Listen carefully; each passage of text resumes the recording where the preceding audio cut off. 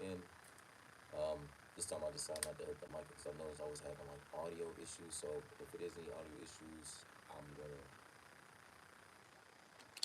got another mic on the way, and I can adjust it and turn it up just from doing the actual. Sorry, but good morning, peace, blessings, and love to everybody. Hope everybody had a great, having a great morning.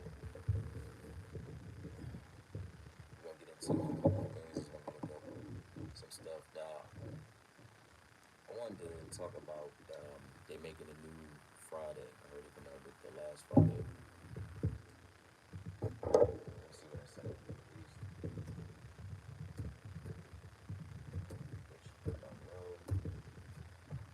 And I finished that book. I finished it. As a Man Thinketh, Master Your Emotions. Still reading. But, Christian book. It's a self-realization book, science self-realization. I'm still not halfway through reading through that text, and I just started how to read a disciplined life. So I got a couple chapters in that. Some good reads in case you guys want to, you want something good to read and to have in your library, something good to read. I've been on as much as I started a new job on top of my business, so that's keeping me extra busy. It's been a multitude of things that's been going on. But I wanted to come in and say that I heard it gonna come out with the last Friday, second premiere, I think 2026. Now we lost a lot of greats, so it's not gonna be half as entertaining. I'm not gonna say it's not gonna be entertaining, but it's lost a lot of its poise because we lost John Witherspoon. Ezel is gone. I think Chris Tucker is coming back. Let me see if I can find out some information on it. I think they're bringing back Chris Tucker. So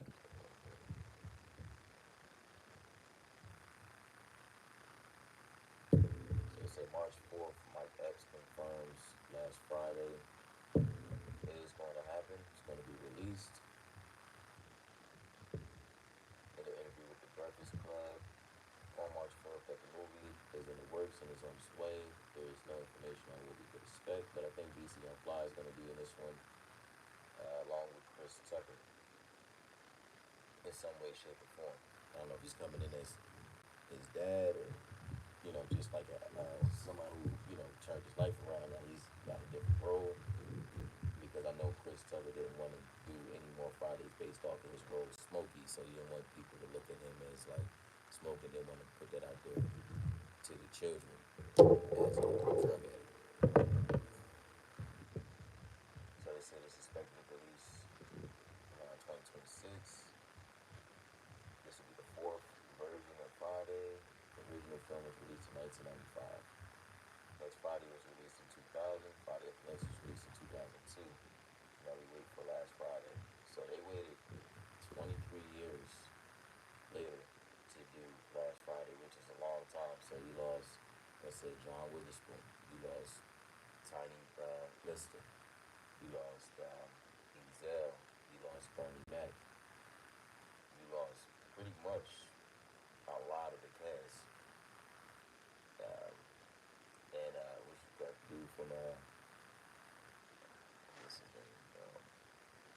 The Green Mile. He was in that little snippet part where they did the gray scene when he was talking about how Ray got knocked out and stuff like that. Actually, we just watched it like a couple days ago. I think last Friday. I watched Friday. I had to throw it on. It's a classic movie, another movie. But I wanted to talk about some of the symbology and symbology of it. It seems like if you remember Friday, of course, you know Craig lost his job. Dad was starting on kicking him out, but it was some symbolism in there that I don't think people caught. In the movie, Smokey wasn't just Smokey. He was more like the messenger of the word of good and bad, and bringing things to light. as you know, yeah, he did have a smoking habit, but even when he was like the message he gave, he was like the choice. So throughout the movie, you see that they got into different altercations and different things because they were trying to get this money from Big Worm, right? I don't think people ever really looked at things for what it is. We look at things from like the perspective of God and the devil, good and bad. We start to look at things in different ways. Right? Smokey was the messenger, pretty much.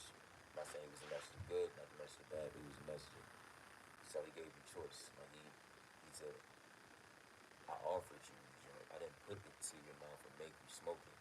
So basically, I offered you choice. I was the messenger. I was somebody that came to you, and I was temptation, pretty much. I came to you in a time of when you were at your lowest, at a time when you had lost something, at a time when you didn't, when you were misguided, when you were looking for something, and I offered you choices. Now, what you do with these choices is up to you. How you consider to live and make these choices are going to be considered ultimately up to you, right? So that's one. If you really look back on the story and just step out of the mindset of just the comedic part of it and look at the actual messages inside of the movie, you'll see that Smokey came as a form of temptation, came as a form of choices, and it came as a form of the messenger. So he was speaking messages into different things. Whether it was right or wrong, Smokey was honest. He was blunt about the situations. Debo come around. Hey, when he come around, I be quiet. See, he was honest. But when he leave, I be talking again. He didn't want to go in the house. He didn't want to do a lot of different things that he was doing because based off of temptation, being around other people who are no good, it put him in a role to where it made him look like he was a bad person. Smokey was the most honest person in the movie. Even when he was talking to Craig about the girl and yeah, my friend want to hook up with you. Well, why you telling her I want to hook up with you? And she don't believe me, I be high. But he never said, that it was nothing that he said was a lie throughout the whole movie. He kept it honest. He was like God's messenger, right? Now, if you look back on the story, you see even when he was that Miss Parker, that version when that scene came in Miss Parker and stuff, right? This is funny because y'all everybody never thought about this, right? So he had the scene with Miss Parker in there, and before that, if you remember, the whole movie had a lot of symbolism in it, right? In the beginning, before let's back up, let's backtrack. So in the very beginning of the movie, I did show everybody waking up and different things like that, right? See Craig get up, get a knock on the door. Who is it? It's some Christians. It's some Jehovah Witnesses, my friend, at the door. Basically, the messages they trying to spread God's word. Before all this evil stuff happened, he turned away from God that day, and every decision that he made was one bad decision after the next. It came with other demonic stuff after that. If you really peep, it came in the prostitution with the girlfriend, the sleazy that he was dealing with. It came in the thing about I need some money. Came in the form of greed, asking people for money, trying to do anything to get a couple dollars that day. It came in the form of uh, violence, somebody coming after you. You know, he turned and closed the door. Didn't want to hear the message. And like most of us, if we see Jehovah's Witnesses, I know for a fact me in the past, my parents, you see them coming down, we used to like duck low, close the blinds, close the curtains, peek out, make sure they're gone and stuff like that. I used to sometimes just be like, no, I'm good, and they'll still try to bait you, but you shouldn't turn. It'd be early in the morning, someone still sleeps, so I get it. But it was deeper message than what y'all seen on the surface that was just precluded on the surface, right? So then you have Bernie Mac. So turned away that message, right? All of a sudden, the messenger came. You seen Smokey pop up. They was talking to him. Hey, wake up, man. I'll tell you the story about what's going on. He was the messenger throughout the whole movie. Right? And pretty much, pretty much, he was telling him these different things that was going on, right? So throughout the message, Craig was like, yeah, that's what y'all really about. So who popped up? And if y'all ain't peep, when Bernie Mac came into the picture, he was the devil's advocate, so to speak. He was a sinner in saint's clothing. He came in the form of lust, fornication, lies, deceit, because he was there when Craig Daddy went to work, so to say, right? You see the devil came in. Once he closed the door early in the morning, Craig, and didn't let in, light, goodness, positivity, you see the ripple in the face of all of the evil things that started to happen throughout the day. People don't think about this in this movie, and it was a deeper message than just them getting into some stuff that they heard. Bernie Mac in the movie was a demon. Really look back on his character. Really look back on what he was to the movie. His short role that he had in the movie. Right? People might say Debo, that's your neighborhood bully, right? That's that was the conflict. That was the problem in the neighborhood. Right? Everybody got them people in the neighborhood who are, causing problems, stuff like that. But if you would have opened it, Greg would open the door with him, let them in, talk to them, and had a whole different morning. Everything would have changed in his day. He closed the door to God early on the movie and let the devil in. Smokey was the messenger. Hey, look, this is what happened. This is what's going on. Hey, this is what, you ain't doing nothing anyway today. Boom, you home, you at work. So look, man, we got this option. You can make this choice, make this choice. Right? The devil advocate came into play. You know what I mean? And had Bernie Mac coming in. He really, before he was trying to even talk to Miss Parker, he didn't know. If you really listen to what they saying, before he was trying to talk to Miss Parker, once he found out that Craig dad wasn't home, he was like, hey, Sister Jones. And he was trying to fornicate with Sister Jones first.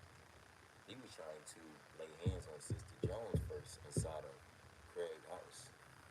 Way before Miss Parker was in the scenario, right? He came in, Sister Jones in? Nope. They both at work. And what Chris Tucker say? Well, your ass need to be, you feel what I'm saying? Look at the devil's advocate, and then he come in the form of temptation, fornication, lies, deceit, everything opposite of God. Right? He said, excuse me, brother, what we call that is church, blah, blah, blah, blah. We call that little sin. And he said, well, around here, on Sandy Almond in Weston, we call this here a little 20 twin. So it basically is $20 for this. And he said, you feel me? He said, let me get a little bit from Canada. He said, well, you didn't pay me all this, man. He said, you gotta give to receive. He said, you gotta give to receive. Right? So he's trying to bait him in using the word, knowing he's coming with ill intentions on the whole meet in the first beginning. You wanted to try to meet up with my mom. You thought Brother Jones was only the one out of the house and try to catch my mom who was working. Craig ain't peep that. And then as soon as he said, look, she bending over. His next line was, Lord, have mercy. You know what I want. Lord, have mercy. You know what I want. He said, excuse me, fellas. Miss Parker. And as soon as he started crossing the street, what happened? he almost got hit by a car. Right? So he goes in the house, same thing he was gonna do with Sister Jones, Craig's mom, right? While his father went to work and all that, he was a devil's advocate. He's portraying good but has ill intentions. And what I'm saying is,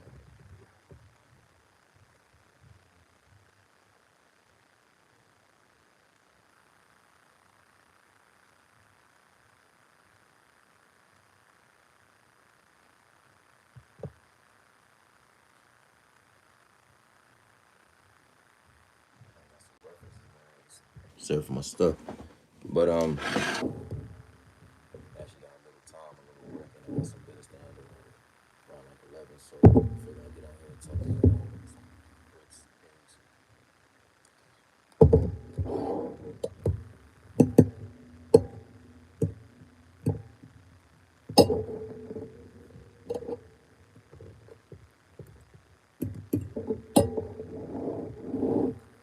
Now, there's a lot of the stuff that happened inside the movie, right?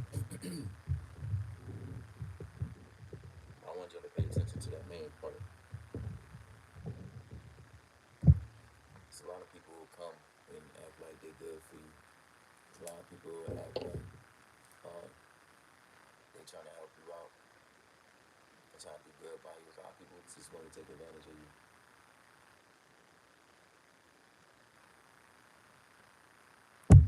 There's a lot of people who don't value your time or your energy. There's a lot of people who manipulate situations so it works out in their benefit. They might tell you, yeah, I'm here to help, I'm here to do this, I'm here to do that. And then when you really find out their real intentions, there's nothing good about it. Right?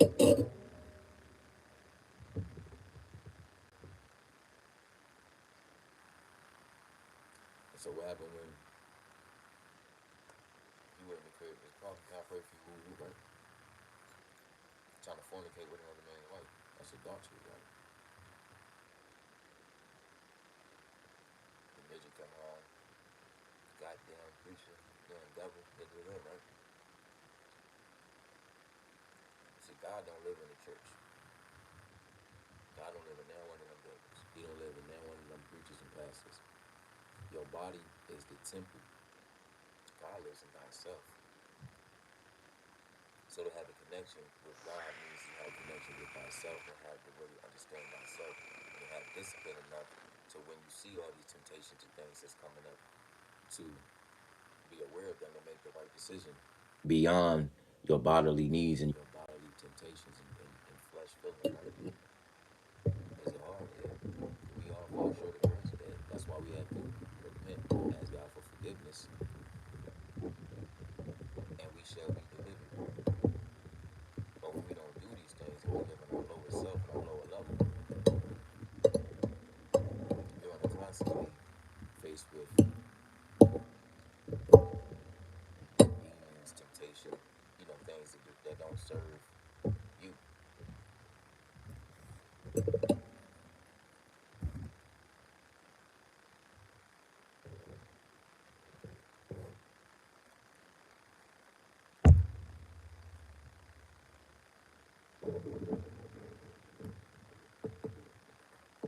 And it's deeper than that. It's a lot of other things that transpired in the movie.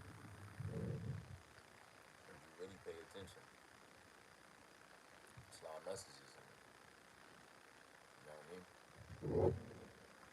But I just wanted to bring that up because I noticed that they were talking about the last Friday, making it. Now I don't know the angle that they're going on with this one, so it's gonna be interesting to see, right?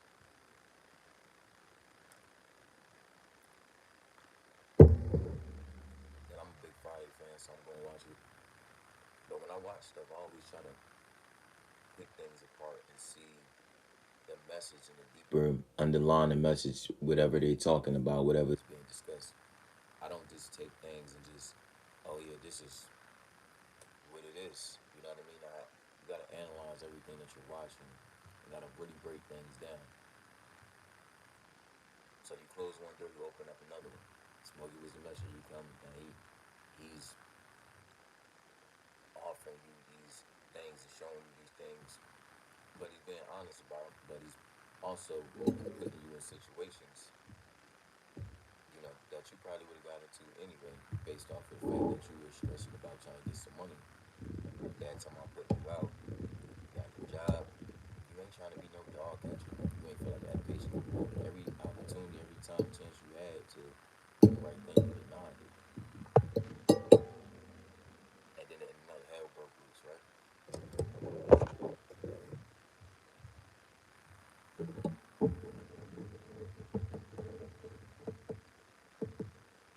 I don't know. This is something to think about. You know what I mean? It's something if you wanna dig into that, you can look into that. But I know that is coming out with the next Friday, so I just want to put that out there. Excuse me. Chris Tucker, the original character of Friday. People still love Chris Tucker. He's still smoking. He laid it down to Chris is listening to music. Everything comes up. This is really the interview. That don't necessarily mean everything that he's saying is true. I did see um, Chris Tucker on like a certain promo picture or something like that. But to confirm that he's actually going to be in the movie, we're not sure. But we know Mike Epps is going to be in it. Certain people are coming back from the cast.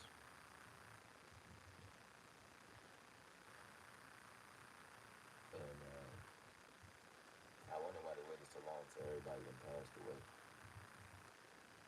So most of the cast is gone. Ezel is gone. The little beef is gone. Cause I don't care. Debo is gone. A lot of the cast is gone. They passed away. What about the mom? Is she still active? Cause they get people Friday After Next. That was what 2002. That's a long time ago. That's a long time ago.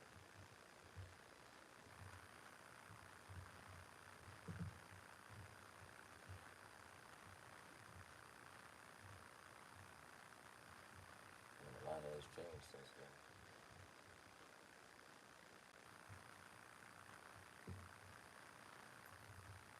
What I understand is why did they wait so long? Like if you're gonna do it, do it. You know what I mean?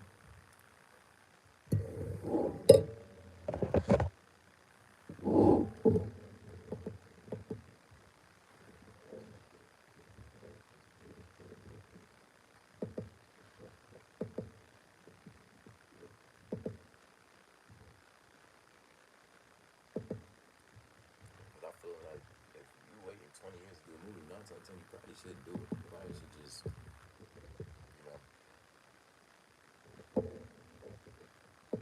keep it pushing.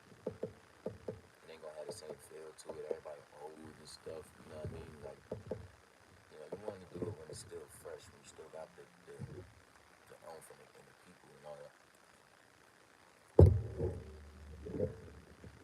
Like, y'all not the cousins no more. These are the uncles and the grandpas in the movie. You know what I mean? And I'm not saying we don't have a lot of new talent and people like that. There might be some other people that's gonna be in it, but I don't know. You kind of like want to keep the same vibe with the original people. I don't know. That's just me. So if you're gonna make a series or franchise and stuff, you should do it within the time frame. You can still use certain people, and people won't look like they on their deathbed or about to pass away. Even Mike Epps from when he did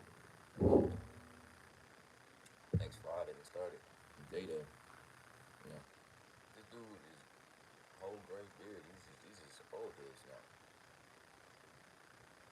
You are pops now. You know what I mean?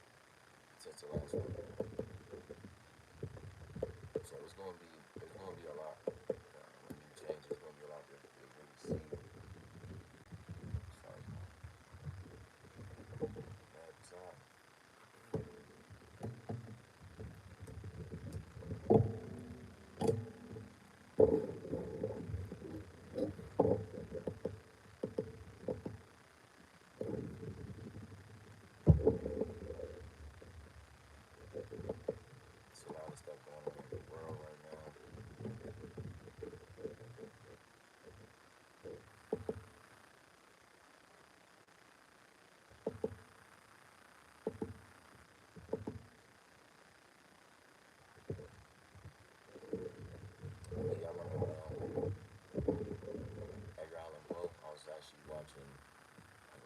was listening to Telltale Heart. To this day, I read the book. I mean, we read it when we was younger in like high school or something like that. To this day, that book and that just the whole little short film, like that joint still was creepy as it was when I first watched it. And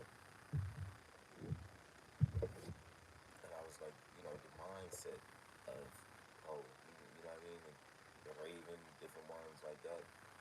I grew if you grew up like my era.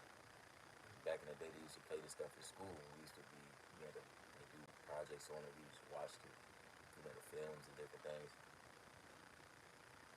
But to this day, it still has the same, like, still freaks me out. I was last night I was looking into like a couple of the stuff Edgar Allan Poe. He got a lot of work. It ain't just those. He got a lot more work and stuff like that. But I was looking at that stuff. I was just like, dude, even it's about like, damn, 13, 14 years ago, over 13, 14 years ago. Dude, since I actually been in high school, you know what I mean? And watching this stuff, researching this stuff, and you dig back on some of this information, look at some of this stuff, it's just like, dude, now that I'm older, I'm like, you had to be really twisted in the mind to come up with a lot of this stuff, I was watching it late at night, and it was just, it was feeling I had to put on something that, good vibes after I finished watching it. That was kind of this movie. I don't know if you know the author Edgar Allan Poe, but check out some of his work if you've never seen it.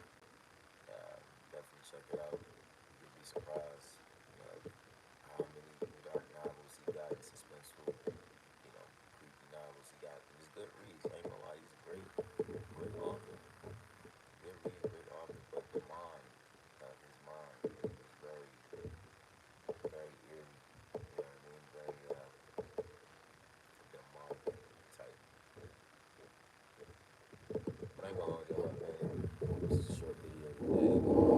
Got some business to take care of. I might hop back on and do a couple more videos.